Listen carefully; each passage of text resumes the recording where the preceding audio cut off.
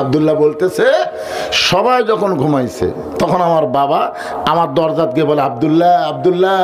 আমি দরজা খুলে তাকায় দেখি বাবার হাতে একটা পাঞ্জাবি। আমি বললাম, বাজান আসলেই ভাগ্যবান, আমি নেতার ছেলে তো, বাইতুল মাল থেকে একটা পাঞ্জাবি পাচ্ছি বাজান, আর একটা পাঞ্জাবি আমাকে গভীর রাতে দিবার আইছেন। ওমর ফারুক বলে, বেটা আমি তোরে দিবার আসিনি, লিবার আইছি, এইটা আমার ভাগত পড়ছে। এখন বলে এই পাঞ্জাবি গায়ে দিয়ে খুতবা দিলে কেমন লাগে, এত ছোট, তোরটা একটু আমাকে দান করে দে। আব্দুল্লাহ বলে, গভীর রাত্রে আমার পাঞ্জাবি বাবাকে দান করে দিলাম। বাবার পাঞ্জাবি আমার পাঞ্জাবি একত্র করে বাবার লম্বা জুব্বা বানায় খুতবা দেয়। এখন বলো বাবার খুতবা শোনা যায় কি না যায়? সমস্ত সাহাবীরা চিল্লায় বলতেছে, আল্লাহর কোরআন দিয়ে যখন রাষ্ট্র চলবে এমন ভালো মানুষকে মুসলমানেরা নেতা হিসাবে দেখতে পাবে। এখন আপনারা যদি ভালো নেতা দেখবার চান, এই মানুষের তৈরি আইন দিয়ে চললে দেখা যাবে না। দেখবার গেলে আল্লাহর কোরআনের আইন লাগবে। ধরে কোন ঠিক কিনা? বাংলাদেশ আল্লাহর কোরআনের আইনে চলুক, এটাকে আপনারা চান? কারা কারা চান দুই হাত তুলে আল্লাহর একটু দেখান। লিল্লাহি তাকবীর, হাত নামান। আল কোরআনের আলো সংসদে জালো,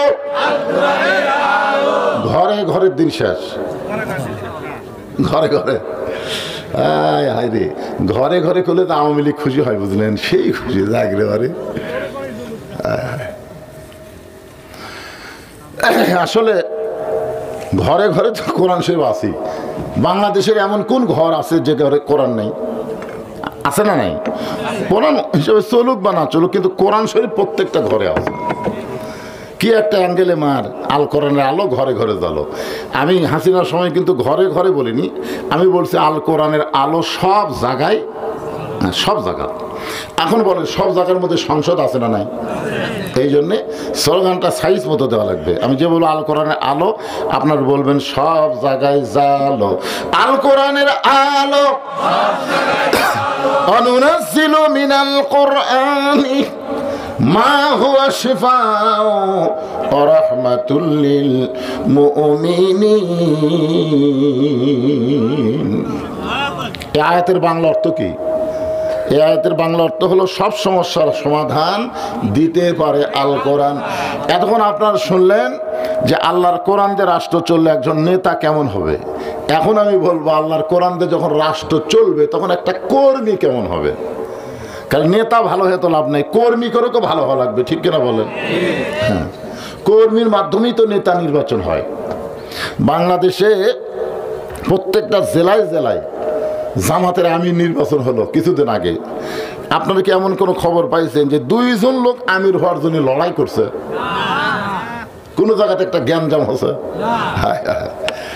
বিএনপির ফখরুল আলমগীর বলেছে, হাইরে একটা দল দেখলাম ভারী, এর মধ্যে কোনো জ্ঞানজাম নাই, পদের কোনো লোভ নাই, যাকে দায়িত্ব দেওয়া হয় সে দায়িত্ব পায় খুশি না হয় কান্দে। বুঝতে পারতেছেন না? আগামীতে কারা কোরআন দিয়ে রাষ্ট্র চলাবে এটা কি চোখত লোক দিয়ে দেখান লাগবে? এটা তো আপনারা দেখতে পারতেছেন যে দলের মধ্যে কোনো গন্ডগোল নাই, কোনো কি নাই, আছে হট্টগোল আছে, কিছুই নাই। আলহামদুলিল্লাহ। আসেন একটা কর্মী কেমন হবে এটা বোঝাতে গিয়ে সূরা আসর থেকে আপনাদের সামনে আলোচনা। আসর শব্দের অর্থ হলো সময়। আসর মানে কি? সময়। বর্তমান সময় ভালো, আলহামদুলিল্লাহ। আরো ভালো হওয়া লাগবে। আল্লাহ সময়ের কসম করে বলতেছেন, ইন্নাল ইনসানা লাফি খুসর। এই একটু মনোযোগ দিয়ে শুনবেন। ইন্না মানে নিশ্চয়, ইনসান মানে মানুষ, লাফি মানে ভিতরে, খুসরুন মানে ক্ষতি। একত্রে অর্থ হবে নিশ্চয় মানুষগুলো ক্ষতির ভিতরে। আপনার বলেন তো কোরআন শরীফে যেখানে আল্লাহ ইবাদতের কথা বলেছেন, ইবাদতের কথা কোরআনে নাই? আল্লাহ কিন্তু বলেছেন, ওমা খলাকতুল জিন্না ওয়াল ইনসা ইল্লা লিয়াবুদুন, মানুষ এবং জিনকে আমি ইবাদতের জন্য সৃষ্টি করেছি। তো ইবাদতের কথা বলতে গিয়ে আল্লাহ জিন এবং ইনসানের কথা বললেন, আর ক্ষতির কথা বলতে গিয়ে আল্লাহ কিন্তু জিনক বাদ দিলেন।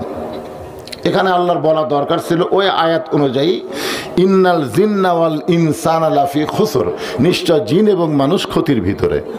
কিন্তু আল্লাহ ইবাদতের কথা বলতে গিয়ে জিন ইনসান একত্র করলেন, আর ক্ষতির কথা বলতে গিয়ে আল্লাহ জিনক মাইনাস করে দিলেন। কারণ কি? কারণ কি আপনারা জানেন? না জানলে বলবেন জানি না। আচ্ছা, জানি না বলতে কি শরম লাগে? তাহলে সবাই বলেন জানি না। আল্লাহ কি জন্য জিনক বাদ দিলেন? ইবাদতের কথা বলতে গিয়ে জিন ইনসান একত্র করলেন, আর ক্ষতির কথা বলতে গিয়ে আল্লাহ জিনক মাইনাস করে খালি ইনসানের কথা বললেন। ছেলে ব্যবসা করতেছে, বাবা এখন বলতেছে যতই ব্যবসা কর তোর লাভ হবে না। আচ্ছা বলেন তো এটা কি পজিটিভ কথা না নেগেটিভ কথা? তুই যতই ব্যবসা কর তোর লাভ হবে না। ছেলে বলতেছে আপনি আমার বাপ, আর আপনি যদি এরকম নেগেটিভ কথা বলেন, যাই আসতেছি তাই বলতেছে চাকরি ভালোই দোকান দিছিস তোর খুব লাভ হবে, সবাই লাভের কথা কয়, আর আপনি বাপ হয়ে। বাপ বলতেছে পাগলা, সবাই কি তোকে ভালোবাসে? সবাই তোর ক্ষতি চায়, আর আমি তোর লাভ চাই। সাল্লাল্লাহু আলাইহি ওয়াসাল্লাম কেন? আপনারা বলেন তো, যত লোক এসে বলতেছে ভালোই দোকান দিছো, তোমার সেই রকম লাভ হই ভাই, এলাকার মধ্যে 1 নম্বর দোকান, এই কথা যারা বলতেছে তারা কি দোকানের লাভ চায়? তারা আর ক্ষতি চায়। আর বাপ বলতেছে যতই ব্যবসা কর তোর লাভ হবে না, কারণ বাবাই লাভ চায়। বর্তমান পরিবেশের সন্তান ক্ষতির মধ্যে পড়বে। এখন বাংলাদেশে দোকান দেখলেই মানুষ বাকি নেই, সালেই মানুষ দোকান পরিবর্তন করে আর এক দোকানত যায়। জোরে কর কথা ঠিক কিনা? আজকে যখন বলবে যে ভাই কোরআন দিয়ে যখন বাংলাদেশ চলবে, তখন 1 নম্বর হচ্ছে নামাজ কায়েম।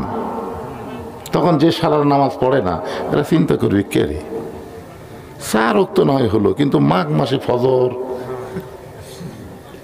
তাহলে তো জামাতক ভোট দেওয়া হবে না রে। এরা ক্ষমতা পেলে যদি 1 নম্বর নামাজই কায়েম করে, তাহলে আমাদের তো কাম সারা রাত 2টা পর্যন্ত ফেসবুক দেখে শুই। আসলে তো নাম শোনার পরে যদি না উঠি, 5 হাত যদি 5টা করে বাড়ি বসায়, দরকার নাই, ওই দাঁড়ি পাল্লা বাদ দেয়, ওটা মার। আল্লাহর যত মাখলুক আছে, সমস্ত মাখলুকের স্রষ্টার নাম কি? আমার কথা মনে হয় বুঝতে পারতেছেন না। সমস্ত মাখলুকের স্রষ্টার নাম কি? সমস্ত মাখলুকের স্রষ্টার নাম মানুষ। আমি স্রষ্টার কথা বলতেছি। খালেক, খালেক, খালেক মানে স্রষ্টা, মাখলুক মানে সৃষ্টি। তাহলে সমস্ত সৃষ্টির স্রষ্টাকে আপনারা বলেন তো, সমস্ত সৃষ্টির মধ্যে মানুষকে আল্লাহ তাআলা ছোট করে বানাইছে না বড় করে বানাইছে? দেখেন একটা সূরা আছে, নাম হলো সূরা ৩। এই সূরা আপনি পড়েন, 4টা শপথ করার পরে আল্লাহ মানুষের কথা কইছেন। 1 নম্বর শপথ হলো তিন, 2 নম্বর শপথ হলো জাইতুন, 3 নম্বর শপথ হলো অতরি সিনিন, 4 নম্বর শপথ হলো ওয়াহাজাল বালাদিল আমিন। কয়টা হলো? এরপর আল্লাহ বললেন লাকাদ খালাকনাল ইনসানা ফি আহসানি তাকওয়িম। মানুষকে আল্লাহ তাআলা সর্বোত্তম আকৃতি দিয়ে সৃষ্টি করেছে। সুবহানাল্লাহ। সেই মানুষ ক্ষতির মধ্যে পড়ুক, এটা আল্লাহ চায় না। এই জন্য একটা গজল আছে, আদর করে মানুষ আল্লাহ বানায়া কেমনে দিবেন ক্ষতির মধ্যে ফেলিয়া। এই যুবকেরা সবাই খাও, আদর করে মানুষ আল্লাহ বানায়া কেমনে দিবেন ক্ষতির মধ্যে ফেলিয়া। এই জন্য আল্লাহ বললেন ইল্লাল্লাযীনা আমানু ওয়া আমিলুস সালিহাত ওয়া তাওয়াসাউ বিল হক্কি ওয়া তাওয়াসাউ বিস সবর। এখানে আমার আল্লাহ তাআলা 4টা বিষয় উল্লেখ করেছেন। জোরে কোন কয়টা? 1 নম্বরের নাম কি? ঈমান। 1 নম্বরের নাম কি? ঈমান যদি না থাকে, আপনি যতই আমল করেন, একটা আমলও আল্লাহর দরবারে কবুল হবে না। এইরকম ভালো 3টা মানুষ ছিল, তাদের ঈমান ছিল না কিন্তু আমল ভালো। 1 নম্বর হল নবীর চাচা আবু তালেব। নবীর চাচা আবু তালেবের জীবনে পড়ে দেখেন, তিনি অত্যন্ত ভালো মানুষ ছিল কিন্তু তার ঈমান ছিল না। এই ঈমান না থাকার কারণে আল্লাহ আবু তালেবকে জাহান্নাম দিবেন। দুই নম্বর হলো দাতা হাতেম তাই, সবচাইতে বড় দানবীর ছিলেন, কিন্তু ঈমান না থাকার কারণে দাতা হাতেম তাই জাহান্নামী হবে। আর একটা হলো বাদশা নওশেরওয়ান, ন্যায়পরায়ণ শাসক হওয়ার পরও বেঈমান হওয়ার কারণে আল্লাহ তারে জাহান্নাম দেবে। এখান থেকে প্রমাণ হয়ে গেল, যতই ভালো আপনি কাজ করেন, ঈমান যদি না থাকে আপনি জান্নাতে যাবার পারবেন না। জান্নাতে যাইতে গেলে ঈমান থাকা লাগবে। জোরে কোন ঠিক কিনা? তাহলে এক নম্বরের নাম কি? সবাই বলেন, পিছনে যারা আছেন আপনার কথা বললে মনে হবে যে আপনারা শুনতে পাচ্ছেন। এক নম্বরের নাম কি? ঈমান। সাহাবারা জিজ্ঞাসা করলেন, ইয়া রাসূলুল্লাহ মা হুয়াল ঈমান, এই ঈমানটা কি? আল্লাহ রাসূল বললেন, ইকরার বিল লিসান, তাসদিক বিল জানান, আমল বিল আরকান, এরই নাম হলো ঈমান। এখানে রাসূল কিন্তু তিনটা কথা কইছে। প্রথম কথা হচ্ছে লা ইলাহা ইল্লাল্লাহ, এটা জবানে বলা লাগবে, এটা জবানে বলতে হবে। আমাদের বাংলাদেশে লা ইলাহা ইল্লাল্লাহ বলার মানুষের অভাব নেই, আছে। এমনকি যুদ্ধের সময়, ৭১-এর যুদ্ধের সময় অনেক হিন্দুরাও পর্যন্ত এ লা ইলাহা ইল্লাল্লাহ পড়ছে। আমার এলাকার এক হিন্দু শঙ্কর, উনি আমাকে একদিন বললেন, বা মুসলমানের কলমার দাম আছে। তা আমি বললাম, আপনি হিন্দু হয়ে মুসলমানের কলমার দাম কেমনে বুঝলেন? বলে, যুদ্ধের সময় পাকিস্তান আর্মি দেখলেই খালি বলতাম লা ইলাহা ইল্লাল্লাহ, লা ইলাহা ইল্লাল্লাহ। আর্মি বলতো বিলকুল ঠিক হয়, ঠিক হয়, ঠিক হয়। এই কলমা মুখে থাকার কারণে আর্মির গুলি থেকে বাঁচা গেছি। বা আমার ক্ষয়। আমি বললাম, দাদা শুধু মুখে কলমা রাখার কারণে যদি আর্মির গুলি থেকে বাঁচেন, এই কলমা যদি তাসদিক বিল জানান কলিজার মধ্যে জায়গা দিতেন, তাহলে জাহান্নামের আগুন থেকে আল্লাহ আপনাকে বাঁচাইয়া দিত। তাসদিক বিল জানান কি জানেন? এই মতিউর রহমান নিজামী সাহেবকে যখন উকিল বলল যে আপনার তো ফাঁসি কার্যকর হবে, আপনি একটা দলের প্রধান, আমির, আপনি যদি রাষ্ট্রপতির কাছে একটা দরখাস্ত লেখেন, তাহলে রাষ্ট্রপতি আপনার যদি মাফ করে আপনার ফাঁসি কার্যকর হবে না। কারণ আপনাকে সাথিয়ার যিনি ছিলেন কিন্তু জামাত ইসলামের কি ছিল? আমির ছিল।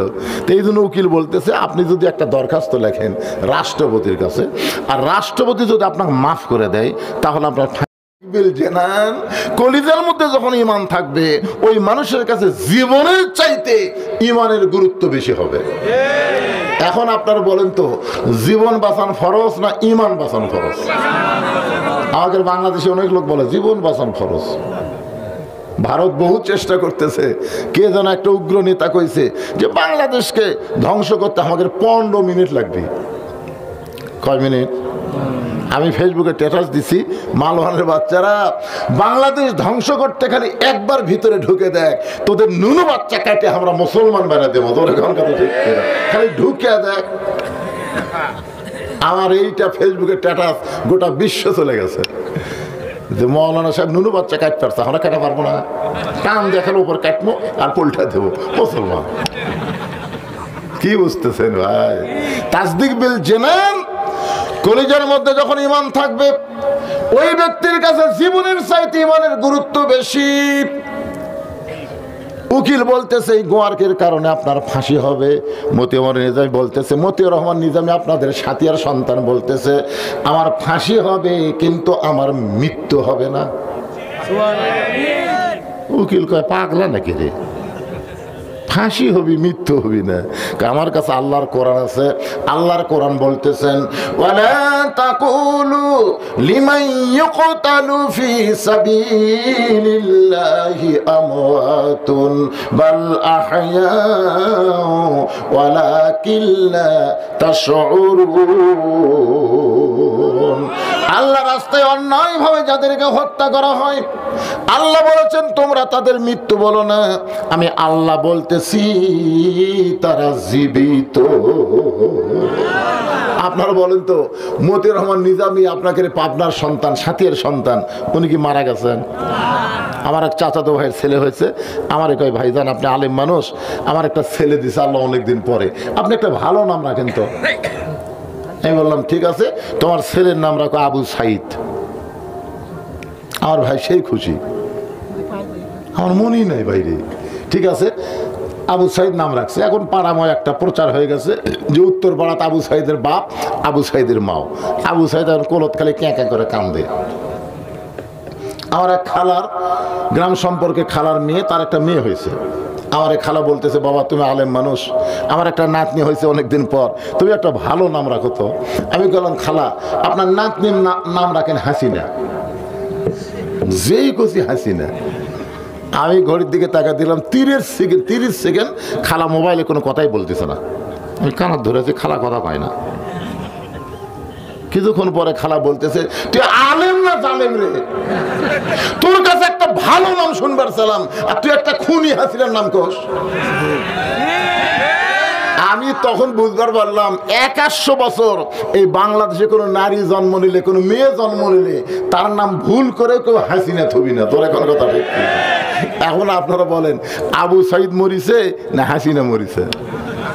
হাসিনা খালি মরেনি, পচিয়ে গেছে। তোর এখন কথা ঠিক না? আর আবু সাইদ মরে নাই। আল্লাহর কোরআন সত্য। আল্লাহ রাস্তায় যারা জীবন দেবে তাদেরকে তোমরা মৃত্যু বলো না। আমি আল্লাহ বলতেছি তারা জীবিত। তাসদিক বিল জানান, কলিজার মধ্যে যখন ঈমান ঢুকবে ওই লোকটা সব কিছু ছাড়বার পারবে, কিন্তু আল্লাহকে সে কোনোদিন ছাড়বে না। এরপরে রাসূল বললেন আমল বিল আরকান। ইমানের ব্যাখ্যা হচ্ছে আমল বিল আরকান, ইমান অনুযায়ী আমল করবে।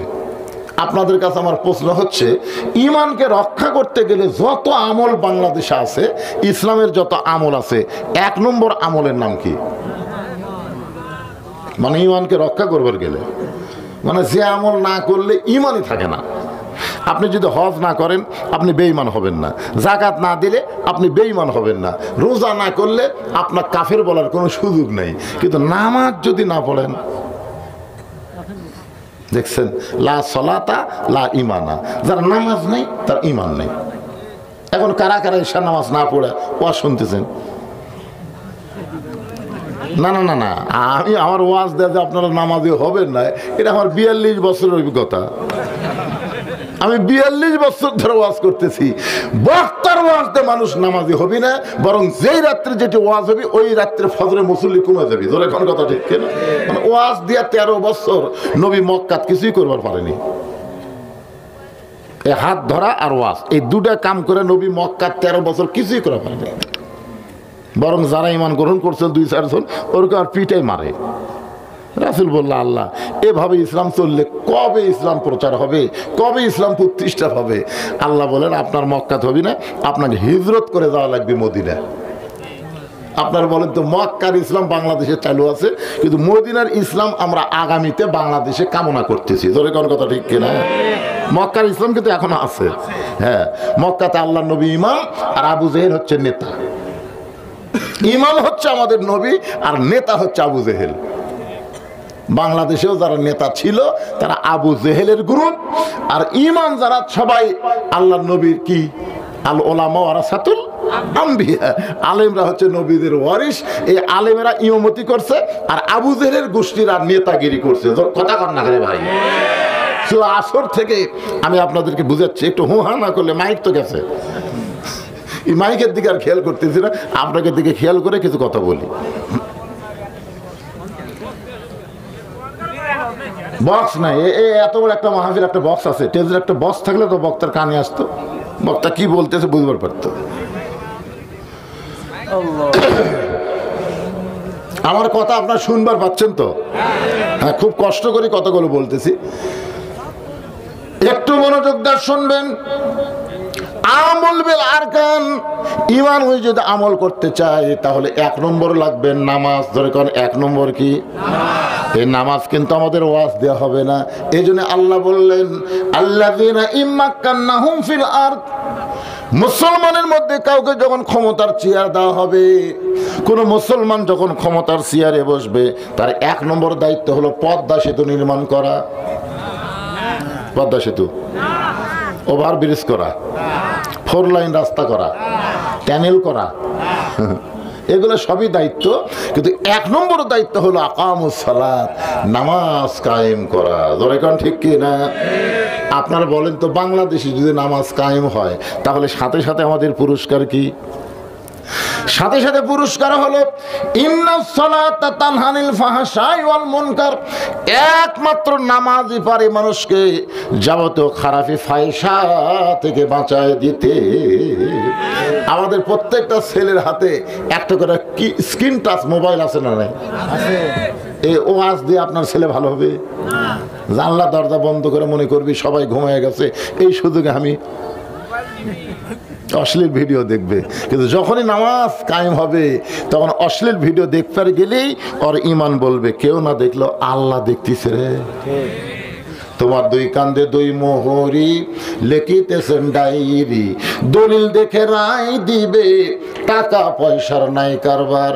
কিরামান কাতিবিনা ইয়ালামুনা মা তাফআলুন।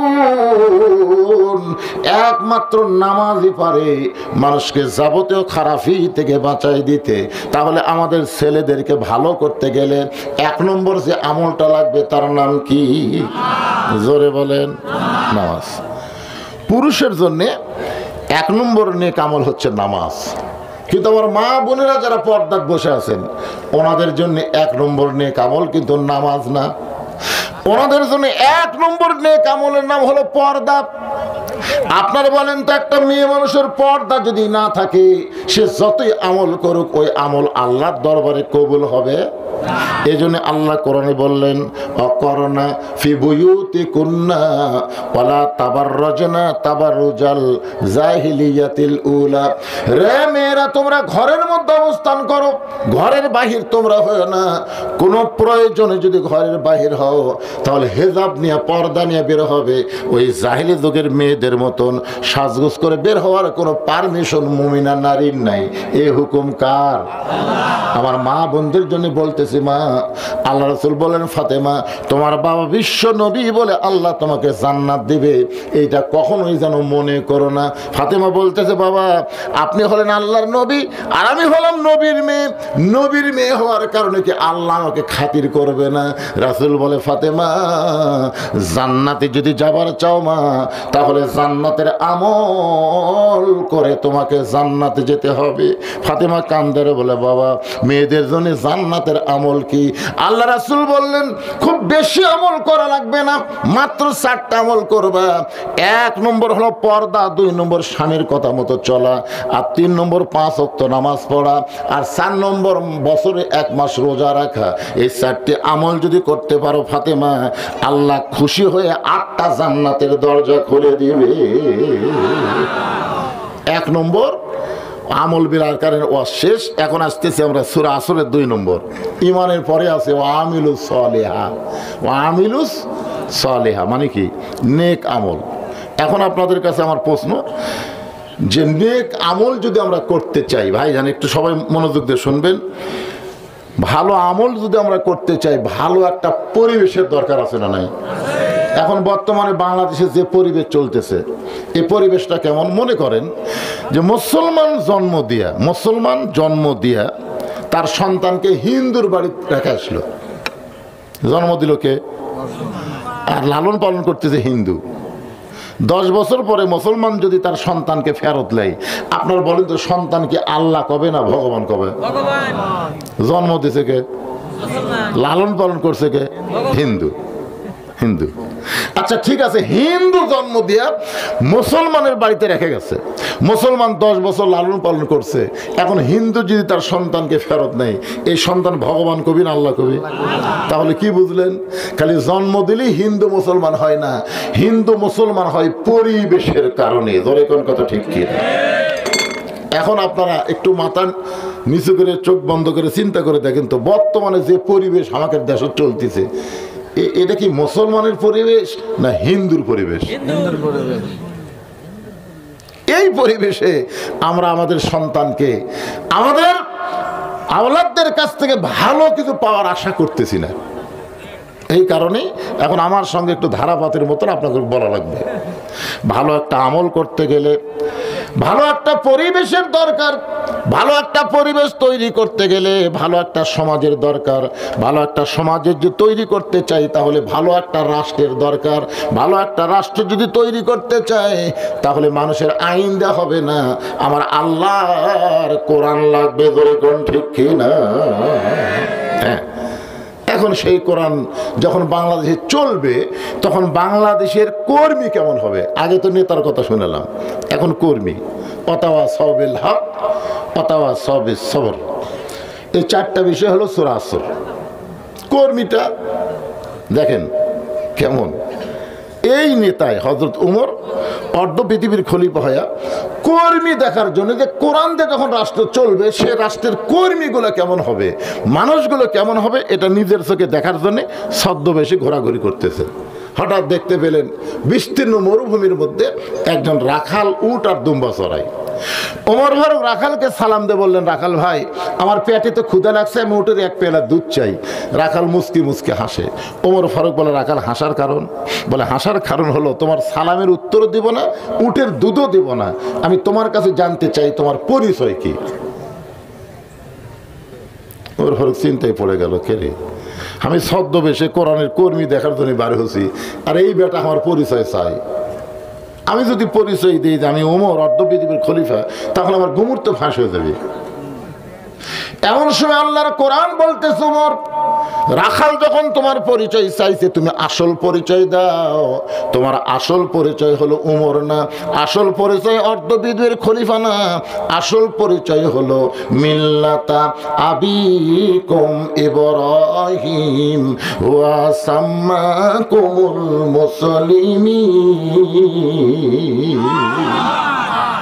এখন আপনারা বলেন তো, যে আয়াতে কারিমা তেলাওয়াত করলাম এর সাথে কি আপনার একমত? না না, সবাই কোন আপনার কি একমত?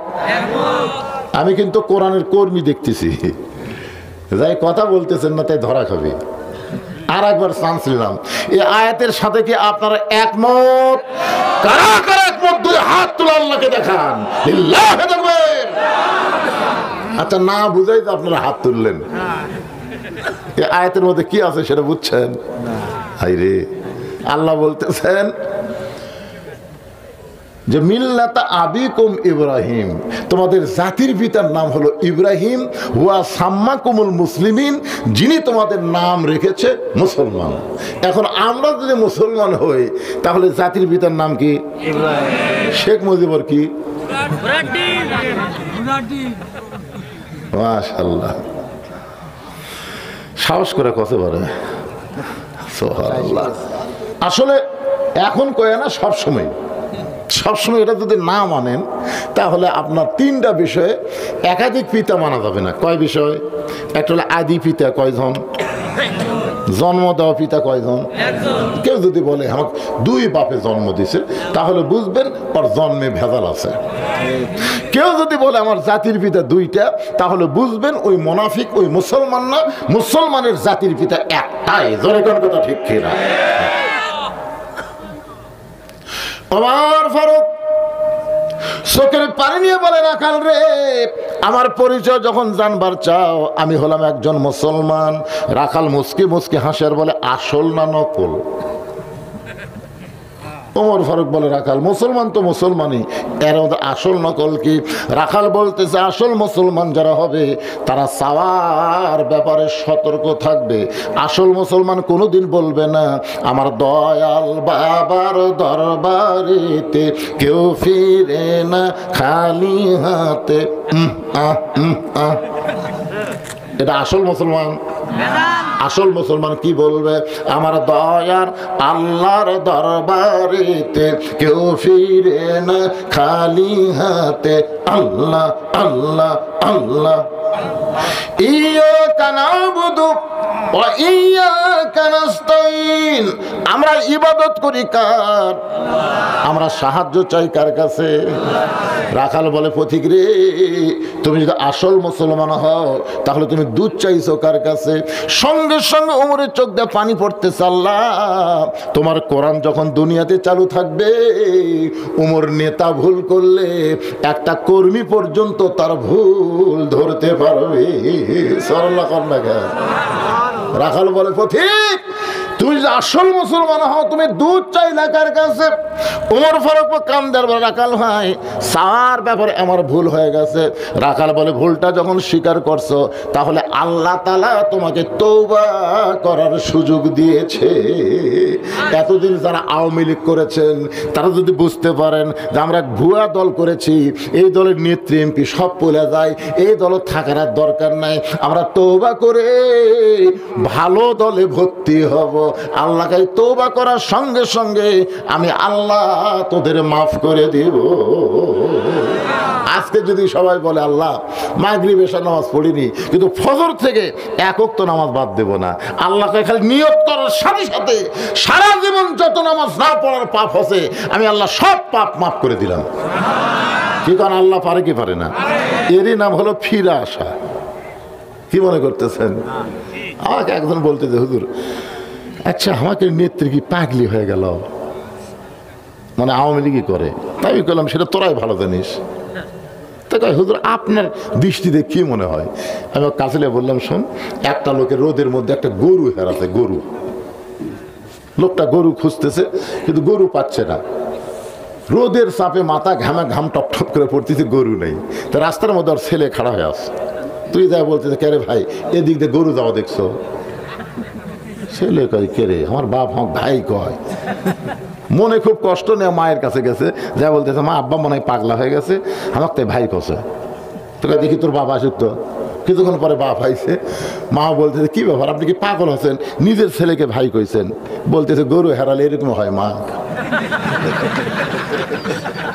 চিন্তা করে দেখেন, একটা গরু হেরাছে, ছেলে ভাই কয়, বউ মা কয়, আর 15.5 বছর ভোট ছাড়া যায় প্রধানমন্ত্রী, তাই ক্ষমতা হারালে কি হবে চিন্তা করেন তো।